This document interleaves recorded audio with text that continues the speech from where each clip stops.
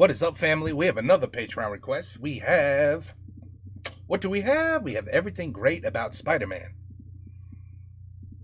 Into the Spider-Verse. Into the Spider-Verse. Instead of universes. Spider-Verse. Instead of Anyway, let's go. Let's check it out. I have no idea what the hell this is. No idea.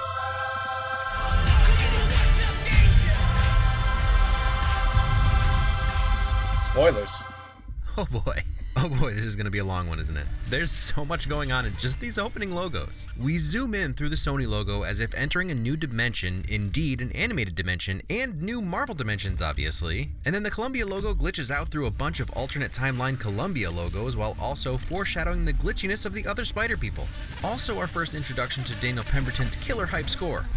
There's a lottery ball that got Miles in Division's Academy. All right, let's do this one last time. Yeah, right. One last time. This decade, maybe? Throw a lampshade on the animation? I'm I never watched the animation. You gotta be able to animations. poke fun at yourselves. Never. Oh, these comic panel hand-drawn inserts. This will not be the last time I talk about this art and animation style.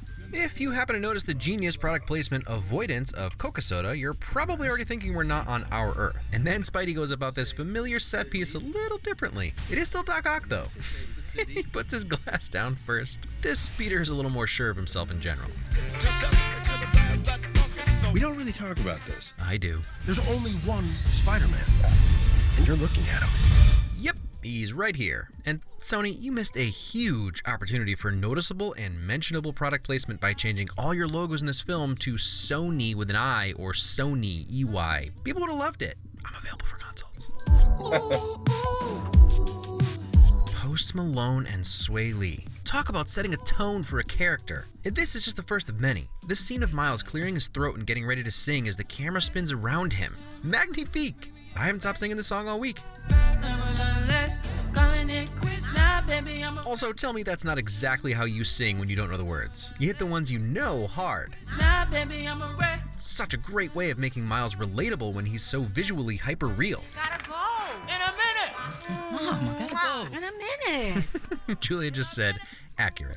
Animated, simulated rack focus seems like a good time to talk about this movie's version of depth of field. They did something that actually killed my screen printer heart a little. And look, I know everyone is calling these Ben-Day dots, which I get that they're trying to emulate that comic style for sure, but, well, something you may not know about me is that I owned a silkscreen print shop for about a decade. So the second I saw this art style, let me just push up my glasses here for a sec, I recognized the CMYK process halftones immediately, which are just different sized tiny dots that blend together with other tiny dots to make different colors. Ben-Day dots are all the same size and distribution.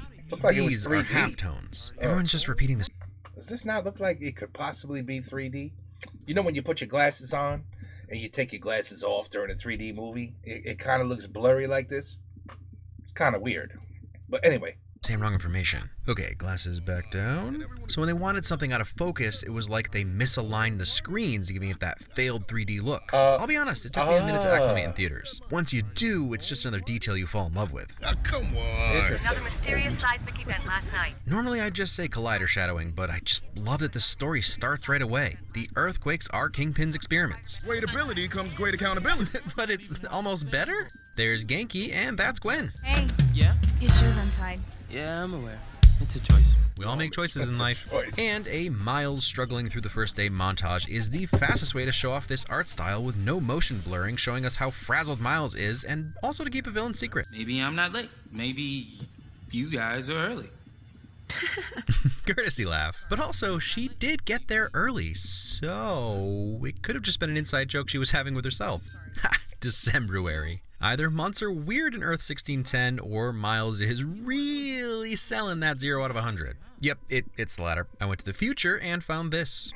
Even the light rays are done with halftones. So beautiful. Come on. I mean, we don't realize the work that's put into animation. We don't.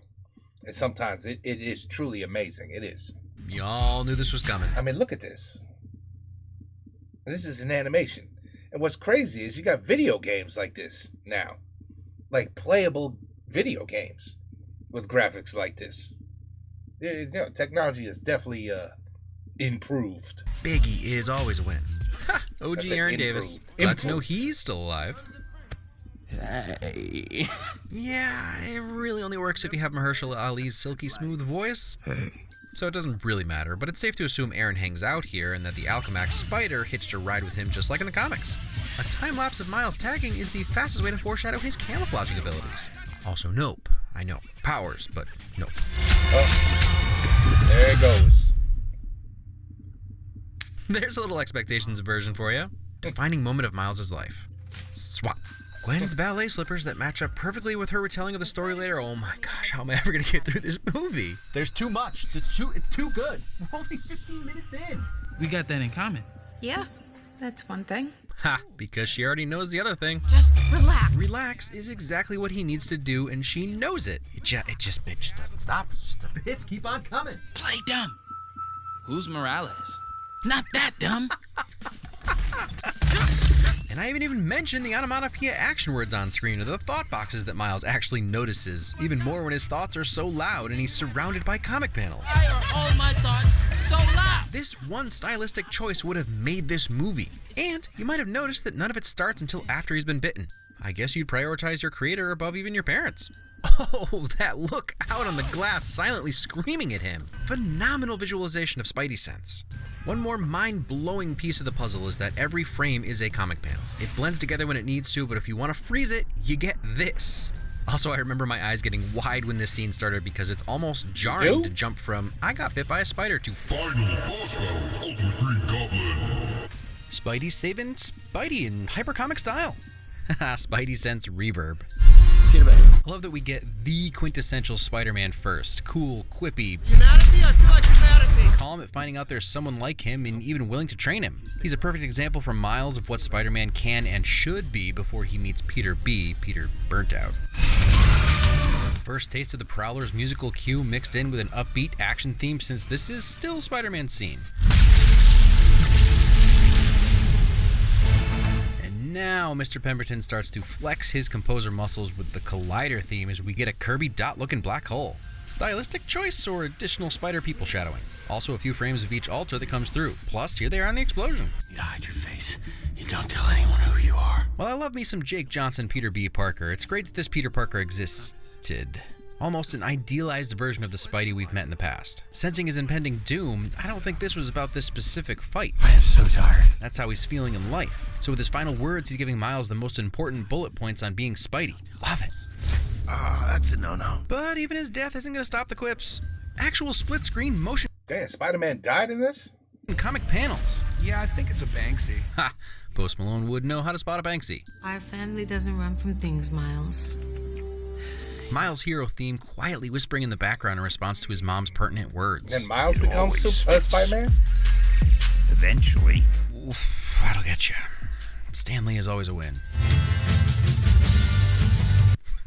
Appropriate reaction. A timely cutoff in the music. Ugh. Blue snow illuminated by red light. It's a Spider-Man night. I'm the guy. Shadow misdirect, making you think it's the Prowler. Even the score hints at his theme. Entire nervous system electrified. Peter B's name tag is appropriately stained and ripped since he's been at this twice as long as Earth 1610 Blondie. And it's kind of refreshing to know that our Peter is still kicking 22 years later. Edgar Wright, you and Simon Pegg have some dimensional catching up to do. Some things stay the same no matter what dimension you're in. Self-confidence. More importantly, a realism win. The whipping and slinging doesn't just happen.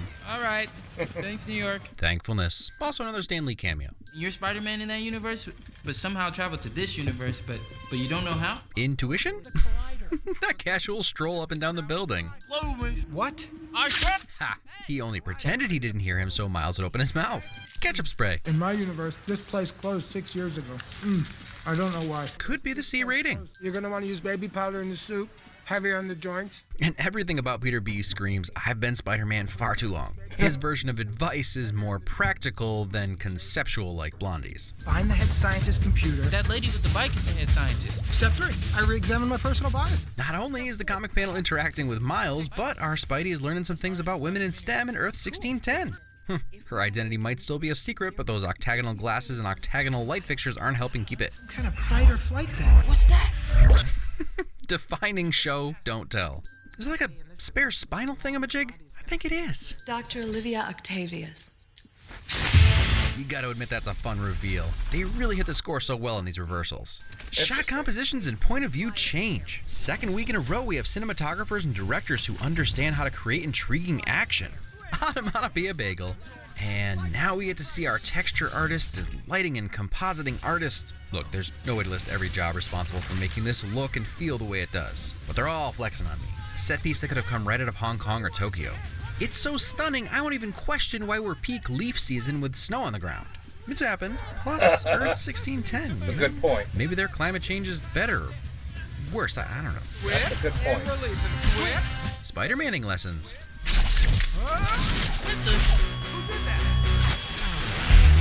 And Gwen gets the punk rock introduction, which, hey, haven't done this one in a while. Now that's an entrance. I couldn't save my best friend. Comic spoilers, I guess. Skip a few seconds ahead if that matters to you. But it's interesting that they allude to Peter Parker from Earth 65 turning into a giant lizard, but don't actually show us. Anyone who doesn't know that Gwen not only didn't save Peter, but also killed him could still be in the dark about that, even with his scaly skin. Which is the right call, honestly. Everyone's backstory is left more or less vague outside of Miles and Peter. Wait, so Google is called Backrub in Earth 1610? The choice to make Fisk this huge is... comical? I love how Doc Ock raises herself up higher than Kingpin as she talks about her accomplishments. Who says you can't have multiple villains in a movie? He broke this? Yeah, if you ever decide to do forensic again, I could always open up a slot. He may be gruff and thick, but he's still our Peter, taking the blame for the goober. And he's so lazy he web shoots the doorbell. Wherever I go, the wind follows. I take it all back. It's not J.K. Simmons, it's not Robert Downey Jr., not even Chadwick Boseman. Nicolas Cage is the best cast for a comic book character ever. It's a good thing he never tried any other comic characters. I haven't even seen him, don't at me. I'll do it. You're so cliche, spider persons. I can't do it on command. He can't do it on command. What else do you do? Just those two things. Just those two things. And this is why you get Nick Miller. And an Everyone Kicks Miles' Butt montage is the fastest way to make me think maybe the Spider Group isn't so nice. Although Peter has now fully come around to believing in and standing up for Miles. Guys, cool it. Now we get that horror version of the Prowler theme with Miles hiding and then some punch you in the gut reveal music. Doesn't matter if you knew, this score makes you feel what Miles is feeling. Seriously, that crazy intense theme then fades into a more electro hip-hop chase track. Huh, getting your hands stuck in things runs in the family. And yep. First off, Penny has wheelies. Also, I'm continuously blown away by how they blended anime-style mannerisms like this pose into this 3D environment. My uncle, he's the Prowler. He tried to kill me. This is a pretty hardcore origin story. My goodness, the way they transition from the happy-go-lucky Spider Crew hangout right back to Miles' terror, backdropped with Prowler's theme and punctuated with the realization that yes, this is his origin story. Bad stuff is about to happen. A time when lampshading doesn't make you chuckle, it makes you squirm. I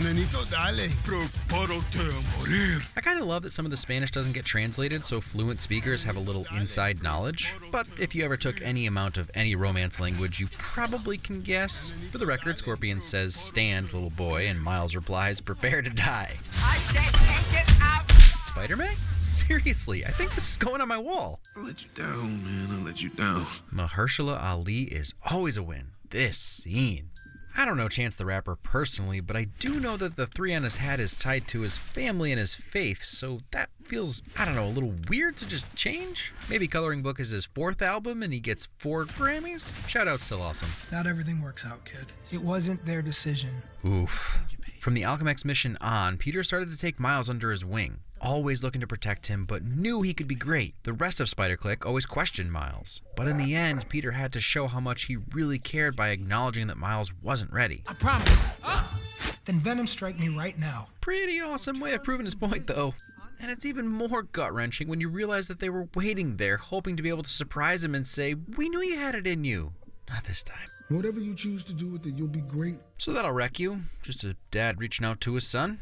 I wasn't sure in theaters, but I thought his eyes had a hint of yellow, meaning this is maybe just alluding to his Mega Venom blast. I feel like he'd blow up the building, still using his father's words of belief in him. Moving stuff.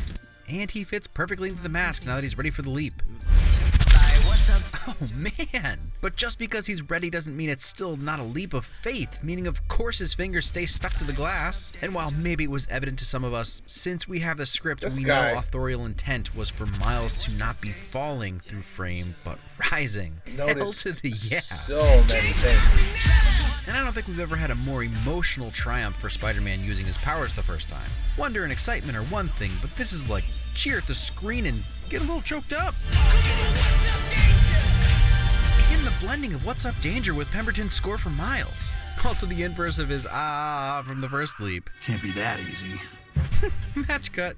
Okay, this totally kills the pacing, but I'm sad they lost this little joke with Peter raising his fists and Gwen putting them down over and over again. Daniel, this score. Bravo! These three pieces of music during the spider cluster infiltration / getting the collider ready. Some kind of subdued electronic puts you on edge with anticipation. Yeesh. Why is this always difficult? At least he acknowledges there's no reason for both of them to have paused. Yes. I love that Miles' action music starts up again in case you haven't quite caught on yet. You know how I feel about reflections and... well, it's goggles this time. But since he's invisible, it counts. Miles? Now that's an entrance. Cuts her off. Does look cool though, right? Yes. Yes, it does. Got a problem with cartoons? I mean, no, but also kinda. I'm sure it works for some people, but he is part of some great teamwork between these three. I like your suit. Thanks. I made it myself. That was adorable, kid. Multiple compliments. And then these three get some teamwork points. I didn't teach him that. And you definitely didn't. Ha! That's because Blondie Spider-Man taught him. Almost the same exact move. So he finally gets to live up to his original goal. Each of the secondary Spider Peeps gets their own personalized exit from the portal. Porky's is 2D cartoon, So-So's seems to just be her neon red and blue, and Ghost Rider's is black and white. See you around, Spider-Man. Look, I don't know why there's Porky in there. I don't know. I'm thrilled they ended as friends and there wasn't a forced kiss. It doesn't mean I'm not rooting for them to fall in love. Sweet little thumb rub there. But she actually does the more loving thing, which is call him Spider-Man, even if she should have said Ultimate Spider-Man. You wouldn't think seeing best buds be physically violent with each other could be so emotionally moving and heartfelt. You thought wrong. It's a leap of faith. And what a fantastic callback scene. It actually has a deeper layer in the alternate cut. Peter says there's no secret to unlocking Miles' potential, that you just have to go for it. Little did Peter or Miles know that was the secret, just a little more eloquently put.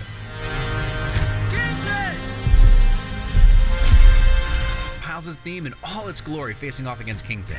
We've been swirling around in a Technicolor nightmare for a while now, so narrowing our colors down here to exclusively shades of red and black allows us to hone in on our two final contenders. You ever hear the shoulder touch? And his uncle ended up being able to help him in the end after all. Wouldn't be a dimensional travel movie without a long shot of crazy interwebbed alternate dimensions. Miles and his dad are alive. Oh, you. Hugging. Is that what people in Gwen's dimension always see? Everything all smudged? So I thought it was confused. just a flashback aesthetic before. Gwen lives in the pastels dimension.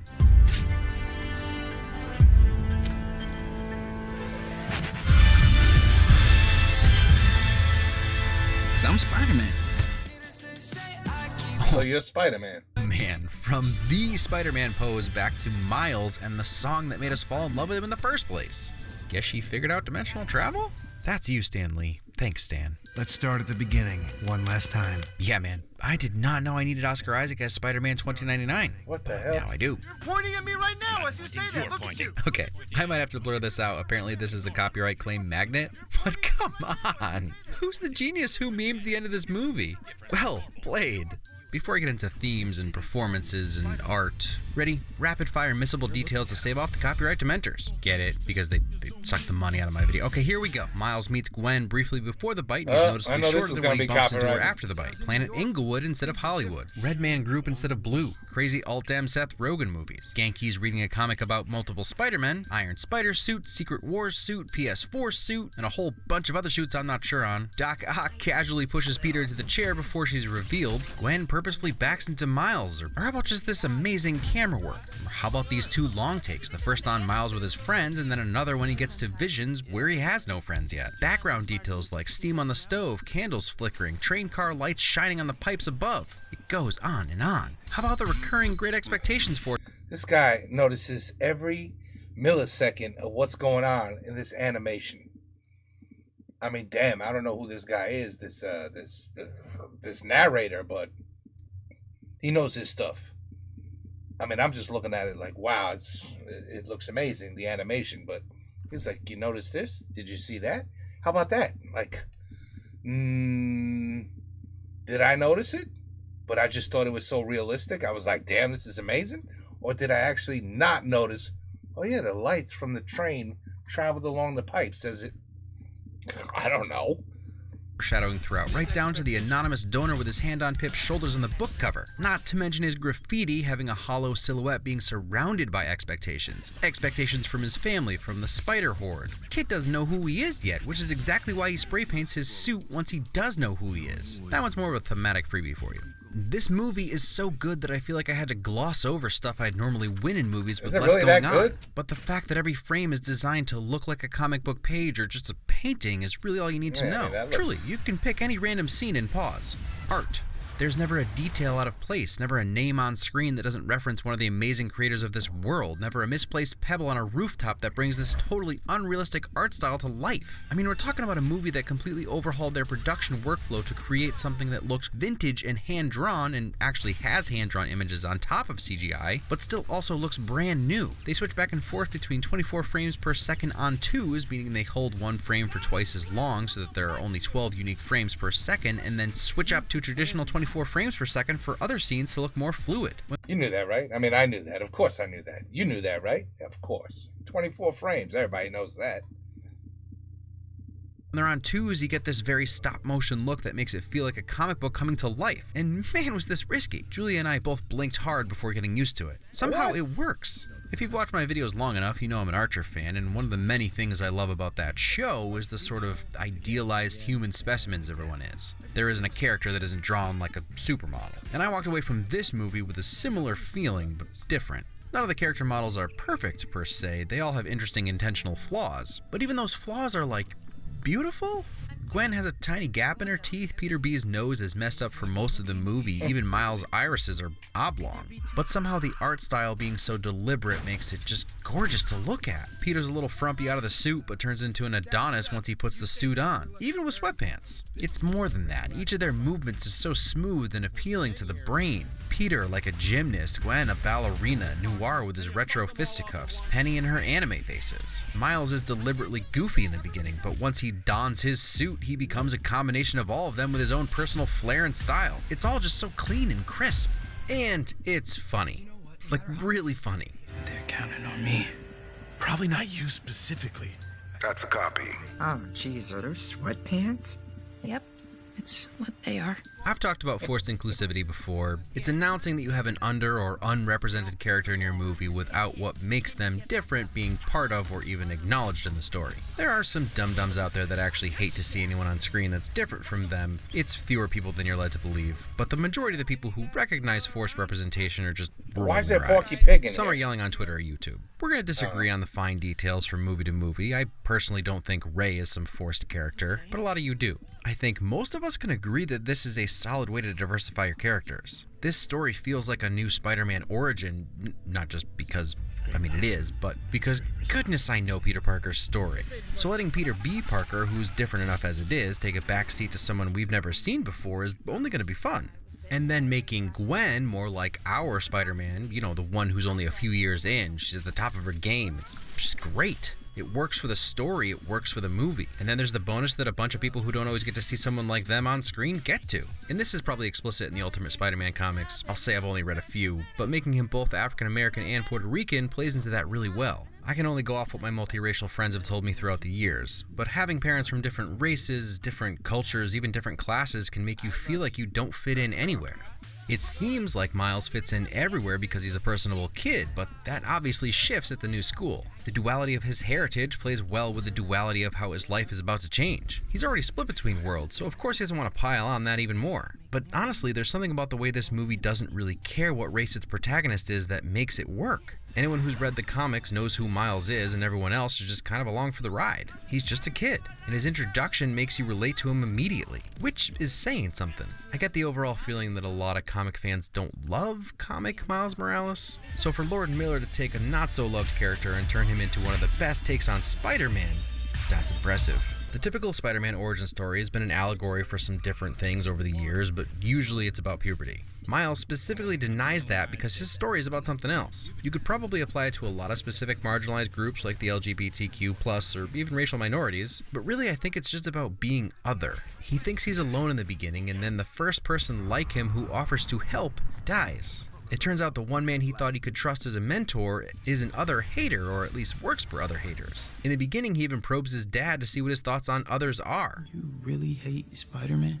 His father's acceptance through the door, when his dad actually crosses the halfway point towards Miles, I might add, ends up being the push Miles needs to accept who he is. He didn't want to be Spider-Man. He spends the beginning of the movie trying to get out of it. And then when confronted with challenges, he looks to Peter B for guidance, but as much as Peter learns to love Miles, he doesn't have much to offer Miles after an entire career of being the other himself with no one to help him. So in accepting that Miles just has to take that leap, he embraces his otherness and becomes Spider-Man. It's beautiful, it's moving, and the relationships between these three are so genuine, without an ounce of love triangle, by the way. And those relationships would not work without this cast. Mahershala is a given, obviously. Man, Catherine Hahn is by far the best of the villains. No offense, Liev, I think she was just given more to work with. Haley Steinfeld has this softness to her, even though, like I said, Gwen is the toughest of all of them. Shameik Moore, it is crazy to hear a mid-20s guy capture the sound of a middle schooler so well. We always connect with and root for Miles, and Shameik's voice is a huge part of that. If you haven't seen Dope and you're into 90s rap and R&B, what am I saying? You've already seen it. It's dope. And then, good song. And having Jake Johnson for Shameik to play off of tied the whole thing together. I'm not going to say that Jake Johnson is my new favorite Parker Spider-Man. I'm also not going to say that. I love you all, guys. Don't get upset. He's just so, I don't know, self-aware, and also feels like the closest version of Spider-Man to what I would be if I were Spider-Man. You know, I'm just here for the bagels. But this movie, watch this movie, study this movie. I guess I should have watched this movie. We need more of this, and we need to encourage it however we can. It did well enough that I'm sure it'll get a sequel, but it didn't break any records. No, that wasn't going to break any records. Well, except Sony Animation records. But, well, you know. I just think we should reward these risks by taking a chance and seeing movies like this in theaters. Next week, the end, well, current end of a long road.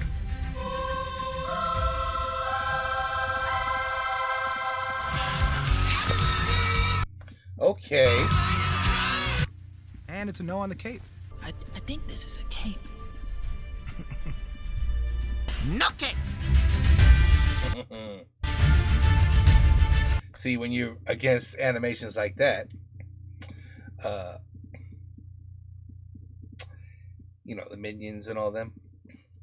Yeah, you got to really, really, really work. I mean, you got some good animations out there. I didn't even bother to watch this one because, you know, I did see this as a trailer while I was watching another movie, and I don't know, just like, I don't know, just didn't do it for me. Just wasn't gonna watch it. Wasn't gonna watch it. It's like animation, Spider-Man. Why? That was basically how I thought about it. You know, like why? I don't get it. It's not necessary. You want to maybe do it to pull in more kids, I guess, but is that really going to pull a lot of adults, even Spider-Man fans? Would they go in and say, all right, you know what, I've seen all the Spider-Mans, an animation of Spider-Man, okay, let's go, let's watch it. I don't know. For me, no. But because I never seen the movie, I basically just listen to a guy tell me about a movie I've never seen. So, I don't know. I'm really shocked at how well this guy knows his stuff. I mean, the guy definitely knows his animation and his movies. I'm sure he's right? He does this with all movies? Are they just animations? No, right? He probably does just all movies. But, I don't know. It's good. It's all right. It's good. Not really, you know, really no like comedy involved. That's like makes him funny. Like he seemed pretty serious about what he was talking about. But that's fine because he knows what he's talking about. Anyway, I don't know. I really don't know what to say about this because, again, never watched it and never had interest to watch it. Anyway, Well, there you have it. Patreon, I did the request. Okay? Take care. Peace out. Have a good night.